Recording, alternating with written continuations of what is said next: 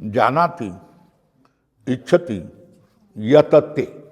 काय जाणतो, ज्ञान होतं. त्याच्यानंतर इच्छति म्हटलं इच्छा करतो, आणि नंतर काय करतो, प्रयत्न करतो.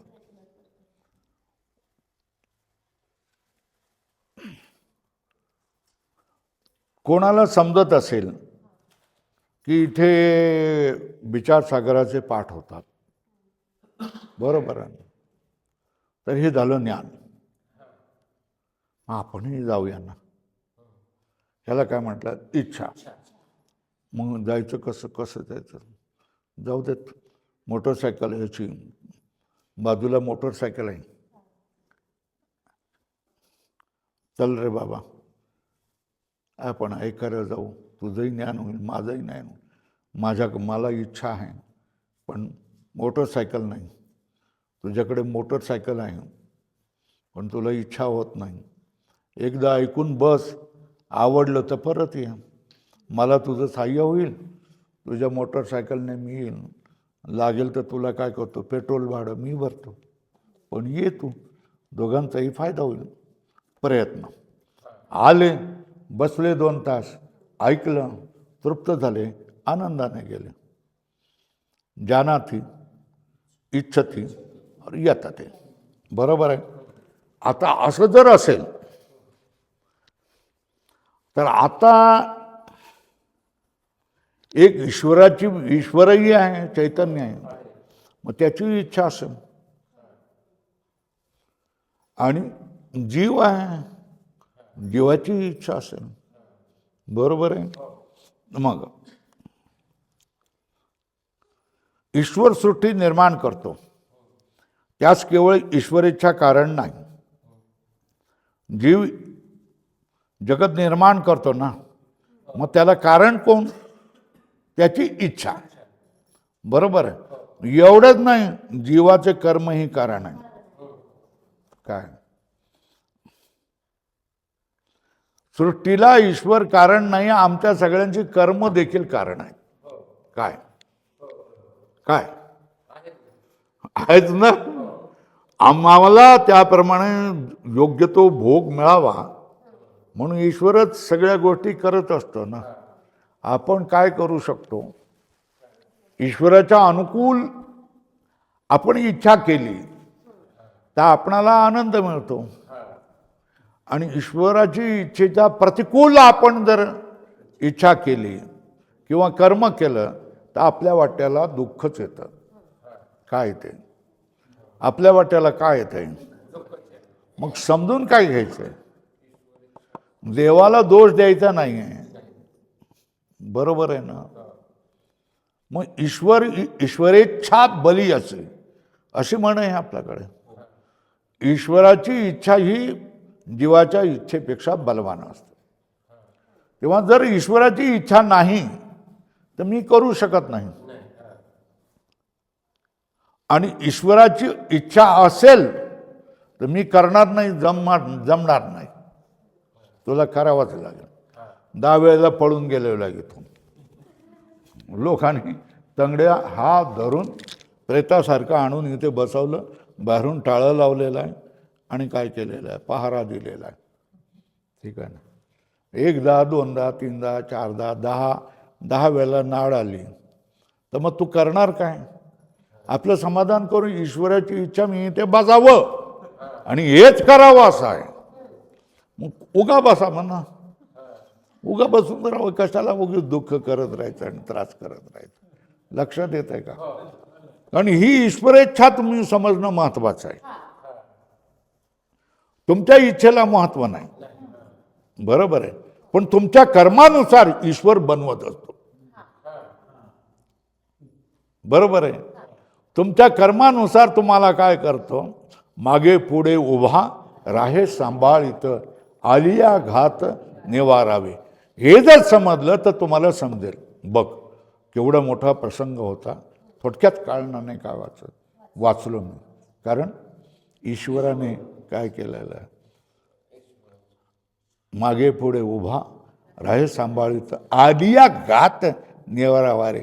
आलेला घात त्याने निवारला. एक क्षण फक्त, एक क्षणामध्ये मी असा बाजूला झालो.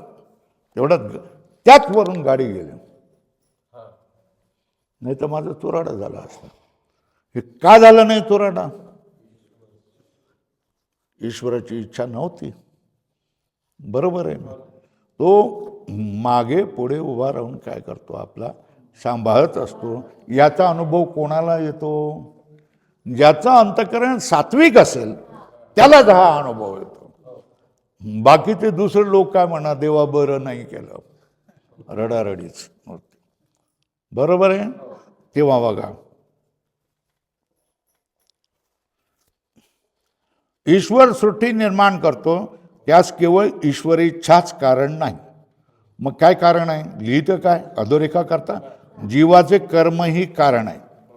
गतकल्पाच्या प्रलयकाली जीवाचे कर्म आपले फल देण्यास सन्मुख होत नाही, आणि ज्यावेळेला सन्मुख होते त्यावेळेला जीवाच्या कर्मानुसार ईश्वर सृष्टीची रचना करतो. काय करतोय? गतकल्प आहे ना, त्याच्या प्रलयकाल जीवाचं साचलेलं जसं कर्म असलं ते आपले फल देण्यास सन्मुख होत नाही, आणि ज्यावेळेला सन्मुख होते त्यावेळेला जीवाच्या कर्मानुसार ईश्वर सृष्टीची रचना करतो. बरोबर आहे. जीव कर्म का तरी करतो? फळाच्या इच्छेनं कर्म करतो. जीव कर्म तरी का करतो? फळ मिळावं म्हणून. कोणी कर्म, फळाशिवाय कोण कर्म करतो? संत आहेत का सगळे? नाही. प्रत्येकजण मी कर्म केलंय, मला पाहिजे, माझं हे कर्म आहे, माझं हे फळ आहे. प्रत्येकजण म्हणतो. जीव फळाच्या इच्छेने कर्म करतो. त्या कर्मानुसार उच्च नीच भोगा करता ईश्वर सृष्टीची रचना करतो. जीव कर्म करतो, त्या फळाच्या इच्छेने कर्म करतो. त्या कर्मानुसार त्याला उच्च नीच म्हणजे पाप पुण्यात्मक भोगा करता ईश्वर काय करतो? सृष्टीची रचना करतो. म्हणून ईश्वराचे ठिकाणी काय? वैषम्य. वैषम्य म्हणजे विषमता. काय वैषम्य म्हणजे काय? नैगृण्य मतलब निर्दयता. काय नैगृण्य म्हणजे काय? ईश्वर विषम नाही आणि निर्दयही नाही. बरोबर आहे.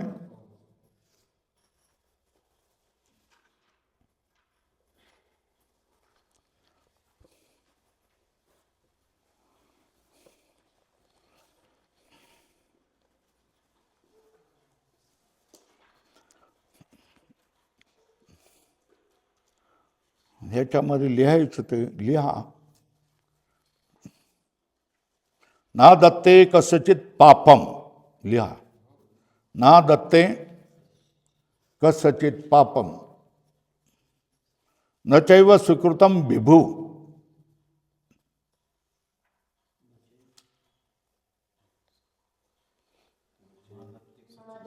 ना दत्ते दत्ते कसचित पापम न चैव सुकृतम विभू. न चैव सुकृतम विभू.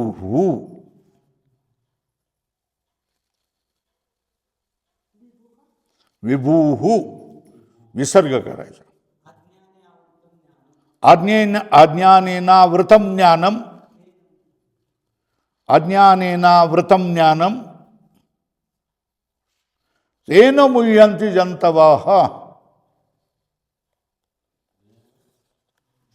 अज्ञानेनावृतम ज्ञानम. अज्ञानेनावृतम ज्ञानम. अज्ञानेनावृतम ज्ञानम तेन मुह्यन्ति जन्तवः. तेन मुह्यन्ति जंतवः.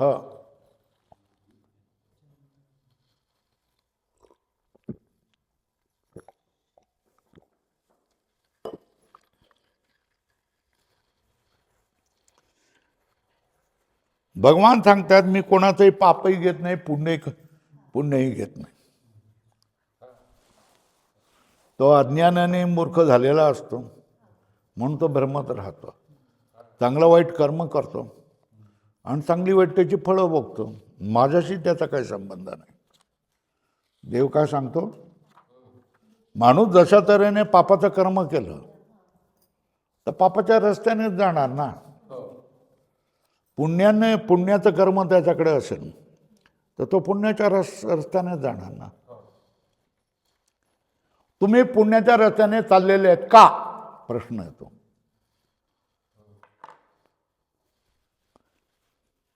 सांगा ना.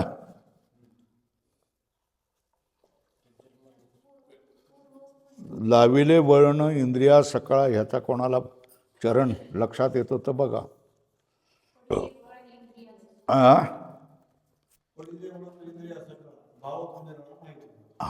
पडिले वळण इंद्रिया सकाळा भावतून, बरोबर आहे. इंद्रियाला तुम्ही वळण जशा तऱ्हेने लावाल तशा तऱ्हेने इंद्रिय चालतील ना.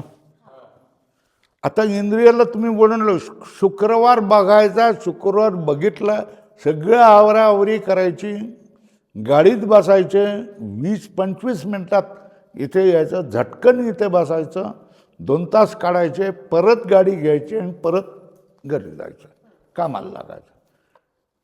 हे वळण लावलंय ना.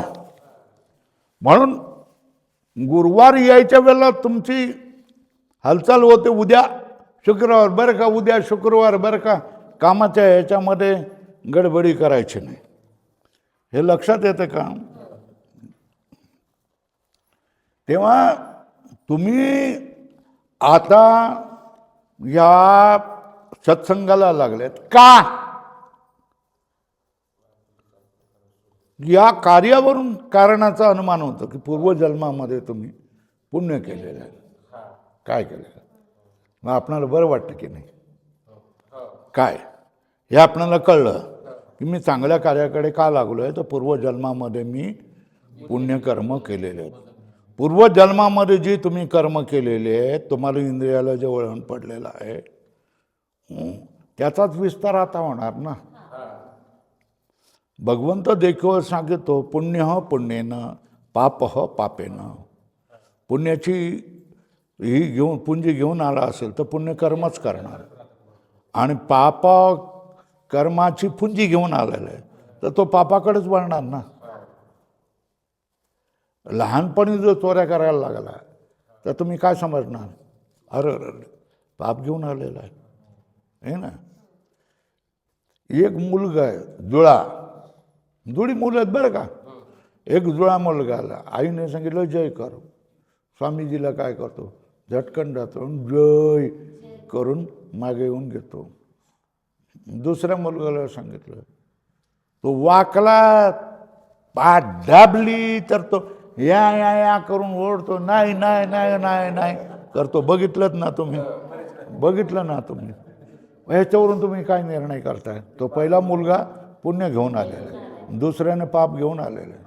बाई ग बाई, याने पाप घेऊन आलेला आहे. बरोबर आवडत नाही त्या बाईला, पण सांगावं लागतो. कारण ज्यावेळेला साधू संत आवडत नाही, आवडेनाशे तुम्हाला होतात, कोंबड्या तुम्हाला अंडी तुम्हाला आवडती होतात, त्यावेळेला तुम्ही पाप घेऊन आलेला आहे. बरोबर आहे. देव आवडेन असा होतो त्यावेळेला तुम्हाला काय होत आहे, तुम्ही निश्चितच पाप भोगणं. पण एकाच जन्मामध्ये जर तुम्ही देवाचा विरोधी करत असाल, है ना, देवाचा विरोध करत असाल, साधू संताचा तुम्ही अपमान करत असाल, आणि त्याच जन्मामध्ये जर देव अशी कृपा करू शकतो का की गटारात पडलेलं जे डुकर आहे त्या डुकराचा कान धरून कोणीतरी माणूस बाहेर फेकून देतं आणि ते झाडून काय करतं, निघून जातं आनंदाने. असं होऊ शकतं का गुरुजी? होऊ शकतं का? तुम्ही एकाच जन्मामध्ये देवा धर्माचा काय करतायत? अपमान करतायत, संतांचा अपमान करतायत, सगळ्या साधनांचा तुम्ही अपमान करतायत. आणि त्याच जन्मामध्ये देव तुमच्यावर अशा तऱ्हेची काही कृपा करता की उत्तर आयुष्यामध्ये तुम्ही देवाचंच काम करता. संपूर्ण आयुष्य देवाला समर्पण तुम्ही करून दिलेलं आहे, धर्माला समर्पण करून देऊ. याचं काही उदाहरण तुम्ही बघितलंय का कुठे? कधी कुठे? वाला कोळी आहे आणि हे समोर बसलेलं आहे.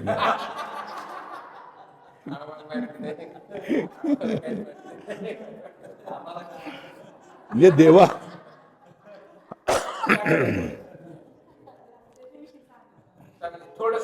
एवढं मोठं जवळचं उदाहरण असताना वाल्या कोळ्याकडे जाण्याचं काय कारण नाही.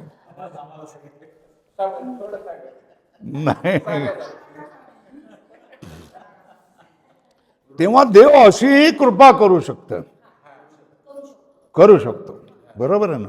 पण अशी कृपा झाली तरी त्यालाही काय कारण आहे? तुमचं कर्मच आहे. पूर्वजन्मामध्ये पाप आहेत, त्याच्यामुळे काही काळ तुम्ही काय केलेलं आहे? देवधर्माच्या विरोधी वर्तन केलेलं आहे, बरोबर आहे? म्हणजे निषिद्ध कर्म आम्ही कुठलंही केलं नाही, पण बोलण्यामाटे आम्ही साधू संतांच्या विरोधी होतो. तारुण्यामध्ये जशा तऱ्हेने सगळे लोक असतात, अंधश्रद्धा आंदोलनामध्ये सहभागी होत असतात, तसंच आम्ही होतो. पण परमेश्वराची कृपा कशी होईल हे तुम्हाला सांगता येत नाही. तू एका दिवसामध्ये तुमचं मन पालटवू शकतो आणि एका दिवसामध्ये तुम्हाला इच्छा होऊ शकते की चला बस संपलं. आता आपण काय केलं आहे? आपला देह गाडीमध्ये ढकलून द्यायचा आणि जिथे जाईल तिकडे देवाच्या मार्गाने जायचं. देव तुम्हाला खरोखरच कुठल्या कुठे घेऊन जातो, कुठे कुठे संरक्षण करतो, काय काय दाखवतो, कुठली कुठली सिद्धी तुम्हाला देतो हे सांगता येत नाही. तेव्हा इथे असू देत. काय झालं? कुठपर्यंत आलो आपण? जीवाची इच्छा आणि ईश्वराची इच्छा. सृष्टीला कारण ईश्वराची इच्छा आहे, नुसती ईश्वराची नाही तर जीवांचं कर्म देखील आहे. सृष्टीच्या पूर्वी ज्या वेळेला तुमची कर्म असेल त्या अनुकूल फळ देण्यासाठी फळ तुमचं उन्मुख होतं आणि त्याच वेळेला ईश्वराची इच्छा होते. ईश्वराची इच्छा मग ह्यांची ही फळं काय आहेत हे बघून त्याप्रमाणे तुमच्यासाठी सृष्टी उत्पन्न होते, बरोबर आहे?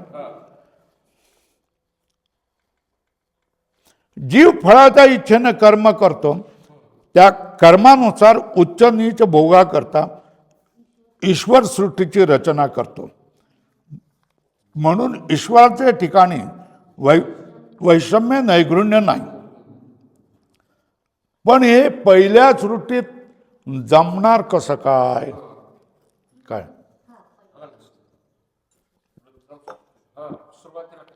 अगदी पहिली सृष्टी असेल, त्याच्यापूर्वी काही सृष्टी नाही, जीव नाही, काय नाही, मग तिथे कसं काय जमेल? आणि प्रथम सृष्टीतही उच्च नीच भाव असणारच.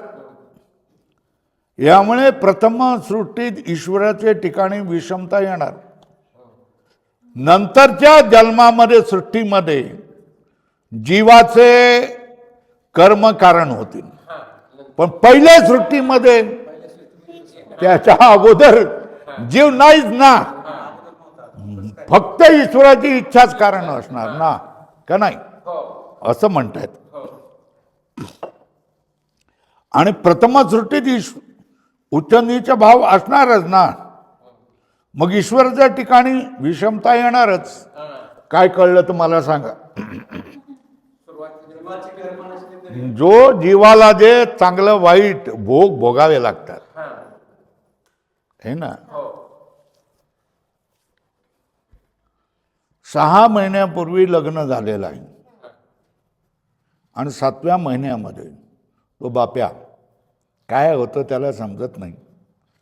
जीवाला काय गळ्याला गळफास घेतो आणि आत्महत्या करतो.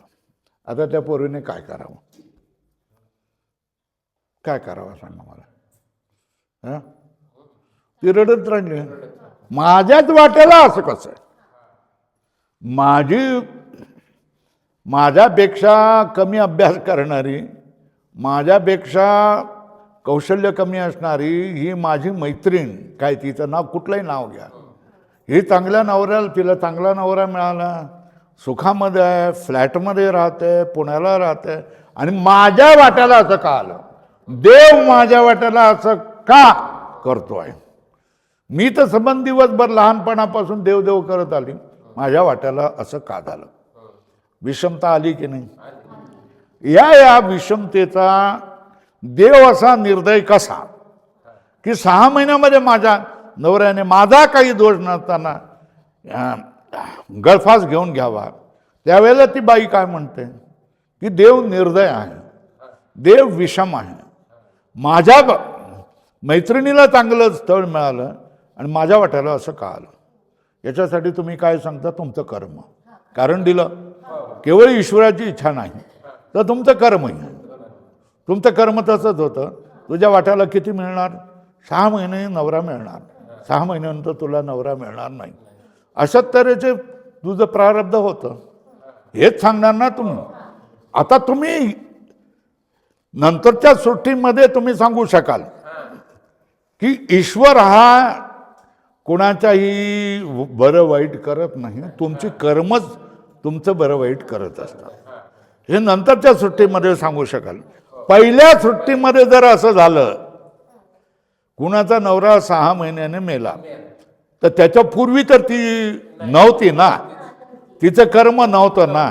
मग आता ईश्वराच्या अंगावर आलं की नाही, तू विषम आणि निर्गुण आहे म्हणून आलं की नाही? कोण सांगतोय? पूर्वपक्ष सांगतोय. बरोबर आहे. प्रथम सृष्टीत उच्च नीच भाव असणारच. प्रथम सृष्टी म्हणजे पहिली सृष्टी, ईश्वराने केलेली पहिली सृष्टी. त्याच्या पूर्वी काही नव्हतं. उच्च नीच भाव असणारच. यामुळे प्रथम सृष्टीत ईश्वराच्या ठिकाणी विषमता येणारच. काय येणार आहे? विषमता येणारच. पण हे म्हणणे बरोबर नाही. का? ईश्वराच्या ठिकाणी विषमता येणारच असं काही लोक म्हणतात.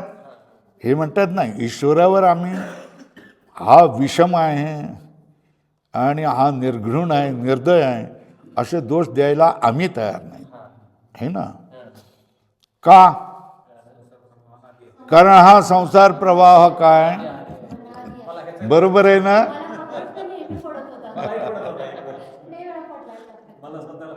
बरोबर आहे ना? कारण हा संसार प्रवाह काय? अनादी आहे. एकच सृष्टी असं थोडंच आहे काय? अनंत सृष्टी आहे, अनंत ब्रह्मांड आहे. बरोबर आहे. त्याच्यामुळे संसार प्रवाह अनादी आहे. त्यात पूर्व सृष्टी उत्तर सृष्टीला कारण आहे. बरोबर आहे. अधोरेखा करा. अमकी सृष्टी प्रथम आहे असं म्हणताच येणार नाही. कारण हे फक्त ईश्वरालाच माहीत असतं. तुम्हाला आम्हाला काही माहीत असू शकत नाही की पहिली सृष्टी कुठली. या आपण कसं काय जाणणार? हा, हो हो. पहिला आठवा कोण? कुठून? मागून आठवा की मधून आठवा की शेवटून आठवा की प्रथम आठवा? सगळेच एकही नाही ठेवायचं. बरोबर आहे. म्हणून काय की पूर्व सृष्टी उत्तर सृष्टीला कारण आहे. का? संसार प्रवाह अनादी आहे. अधोरेखा करून ठेवा. हे सगळं अनादी म्हटलं की आपली सुटका होते. कोणालाच माहिती नाही आहे. हा प्रवाह नुसता वाहत गेलाय, वाहत चाललाय, त्यात पहिलं काय आणि शेवटलं काय, कसं काय म्हणू शकणार? हे चालू राहणार आहे. किती वेळेला सृष्टी झाली, किती वेळेला नाश झाला, किती वेळेला उत्पन्न झाली, किती वेळेला नाश झाला, याची काही आपण कल्पना करू शकत नाही. बरोबर आहे. म्हणून काय करायचं? ईश्वरावर आम्ही दोष द्यायला तयार नाही. काय निर्णय झाला? असे म्हणता येणार नाही. अमकी सृष्टी प्रथम आहे असे म्हणता येणार नाही. म्हणून ईश्वरच काय विषम आहे आणि निर्दय आहे असं कधीही आपण म्हणू शकत नाही, म्हणू नये. बरोबर आहे. निर्णय लक्षात आला का? आता घड्याळाकडे लक्ष ठेवा तुम्ही किती आहे. हा, सृष्टीच्या उत्पत्तीचा प्रकार सांगतायत. काय काय सृष्टीच्या उत्पत्तीचा प्रकार. आता जरा क्लिष्ट येत जाणार आहे, पण मध्ये मध्ये हिरवी भूमी आली तरी वाळवंटमध्ये येणारच ना. आणि प्रवास निश्चित आहे, रस्ताही निश्चित आहे. मग काय धैर्यच कारण असतं. बरोबर आहे ना. ते वाळवंटीचा प्रदेश तो पण जाईल, 4-5 दिवसामध्ये जाऊन जाईल. असं म्हणून काय करायचं, आपणाला पुढे जायचं असतं. बरोबर आहे. ईश्वर सृष्टी उत्पन्न करते वेळी ईश्वरेच्छेनेच माया कोण होऊन जाते, प्रधान होते. मायाच कशी होते? माया कितली केवढी गुणवाली आहे? 3 सत्वरज तमो गुणवाली. पण मग ज्या वेळेला विध्वंस ईश्वराची सृष्टी करायच्या वेळेला माया काय होऊन जाते, तमोगुणी व्हायला लागते. त्या तमोगुण प्रधान मायेपासूनच कोण होतं. आता सृष्टीचे प्रकार तुम्हाला सांगायला लागलेले आहेत. का या सगळ्यांना वर बोळा फिरवायचा आहे काय, कशावर? जसे आपण रांगोळी काढतो की नाही, किती मेहनत घेतो, असे असे हात फिरवतो, त्याच्यामध्ये कुठे कुठे रंग भरतो, अर्धा तास पाऊण तास आपण करतो की नाही.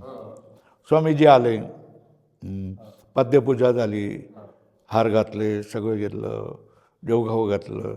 आता स्वामीजी गाडीमध्ये बसले, झालं. आता मग काय करणार, संध्याकाळपर्यंत राहणार.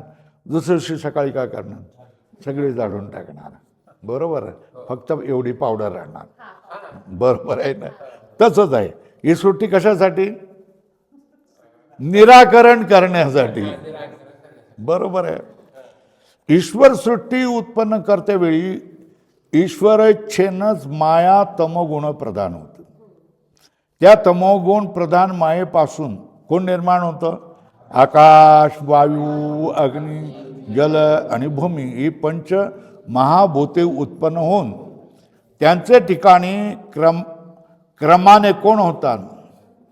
शब्दादी 5 गुण उत्पन्न होतात. शब्दादी मतलब रूप, रस, गंध, स्पर्श आणि शब्द. लिहायचं तर लिहून ठेवा वर. शब्दादी पंचगुण उत्पन्न होतात. मायेपासून शब्दगुणासह कोण होते? आकाश होते. मायेपासून आकाश होते. बरोबर कोण आणते? शब्दगुणाला आणते. आकाश काय करते? मायेपासून पहिल्यांदा कोण उत्पन्न होतं? आकाश. बरोबर कोण आपल्या गुणाला आणते? आकाश. म्हणून आकाशाच्या ठिकाणी शब्दगुण आहे. आकाशापासून वायू होतो, म्हणून वायूत आकाशाचा शब्द येतो आणि स्वतःचा स्पर्श येतो. हे पंचीकरणमध्ये आहे सगळं. बरं का, ज्याने शिकलं असेल त्याने. वायूत आकाशाचा शब्द व स्वतःचा कोण? स्पर्श गुण आहे. वायूपासून कोण तयार होतं? म्हणून अग्नीत आकाशाचा शब्द, वायूचा स्पर्श, स्वतःचा रूप गुण आहे. अग्नीपासून कोणाची उत्पन्न होते? जलाची उत्पत्ती. म्हणून जलात कोण कोण आहे? आकाशाचा शब्द, वायूचा, तेजाचा आणि स्वतःचा रस गुण आहे. जलापासून कोणाची उत्पत्ती होते? पृथ्वीची उत्पत्ती होते. बरोबर आहे. म्हणून मागील भूतांचे कोण? आकाशाचा, वायूचा, तेजाचा आणि जलाचा आणि स्वतःचा हे आहे. आकाशाचा प्रतिध्वनी रूप शब्द आहे. बरं आहे. आकाशाचा कोण आहे? प्रतिध्वनी रूप शब्द आहे.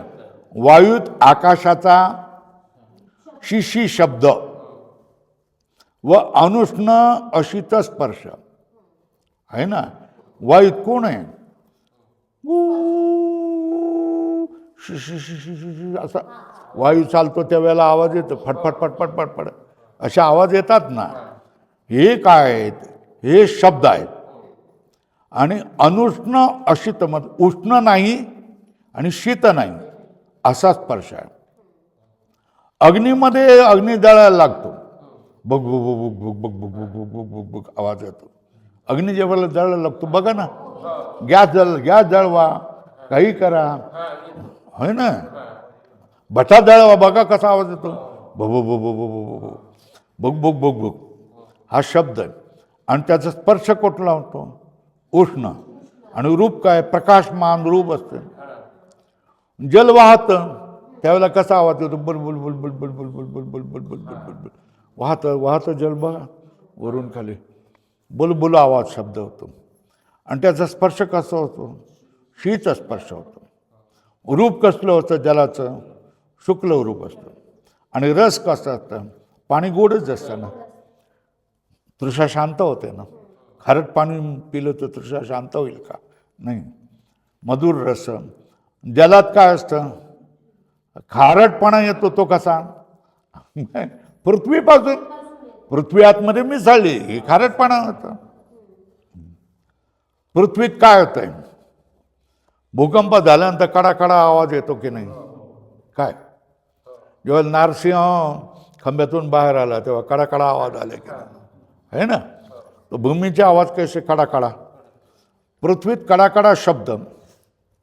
स्पर्श कसा? कठीण. आणि रक्त, नील, पीत, हरित, कपिशाशी 7 रूप, मधुर, आम्ल, कटू, कषाय, तिक्त असे 6 रस. किती रस असतात? 6 रस. आणि सुगंध आणि दुर्गंध हे 2 गंध आहेत.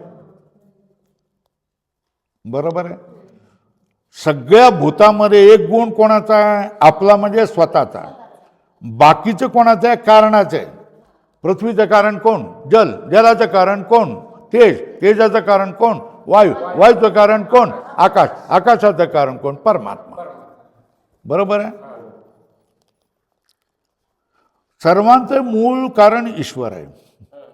कोण? सर्वांचं मूळ कारण कोण आहे? ईश्वर आहे. अधोरेखा करा.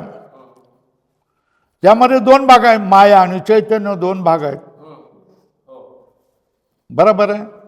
त्याच्यामध्ये खोटा कोण? माया. आणि खरा कोण? बरोबर आहे. त्यात मिथ्यात्व मायेच आहे. मिथ्यात्व म्हणजे खोटेपण. आणि सर्व पदार्थामध्ये सत्ता आणि स्फूर्ती म्हणजे ज्ञान. स्फूर्तीच्या खाली लिहा. सर्व पदार्थामध्ये सत्ता आणि स्फूर्ती हे कोणाचं आहे? चैतन्याचं आहे. बरोबर आहे. इथपर्यंत झालं. काय आलं? काय निर्णय झाला? सर्वांचं मूळ कारण ईश्वर आहे. त्या ईश्वरामध्ये 2 भाग आहेत, माया आणि चैतन्य. त्यात मायामध्ये काय? मायेचं मिथ्यात्व आहे. आणि सर्व पदार्थामध्ये सत्ता स्फूर्ती जी आहे ती चैतन्य. सत्ता आणि स्फूर्ती हे ईश्वराचं आहे. आणि ही ईश्वराची सगळ्या पदार्थांना देणगी आहे. घ्या, तुम्ही घ्या आणि व्यवहार चालवा. म्हणजे ही एक ग्लास आहे ना, सत्ता. पाणी आहे ना, सत्ता. हे प्याल्यामुळे तृषा शांत झाली ना, प्रियत्व. आणि हे पाणी आहे, हे ज्ञान आहे. हे आहे, याचं ज्ञान होतं आणि हे मला प्रिय आहे. हे जे 3 गुण आहे हे कोणाचे अंश आहेत? हे कोणाचे अंश आहेत? चैतन्याचे अंश. आणि मायामध्ये काय आलं? मिथ्यात्व. मायाला शाप मिळाला कसला? तू मिथ्या ठरणार. बरोबर आहे. इथपर्यंत आलंय. आता वेळ बघा, मग एवढं पुढचं करू का सांगा?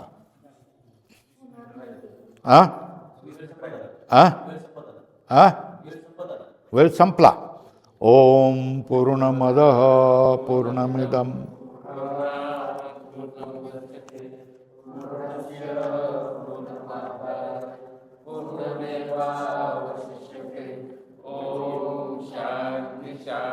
शान्ति शङ्करं शङ्कराचार्यं केशवं बादरायणं सूत्रभाष्यकृतो वन्दे भगवन्तो पुनः पुनः ईश्वरो गुरुरात्मनेति मूर्तिभेदविभाति व्यमोदरात्मदेवाय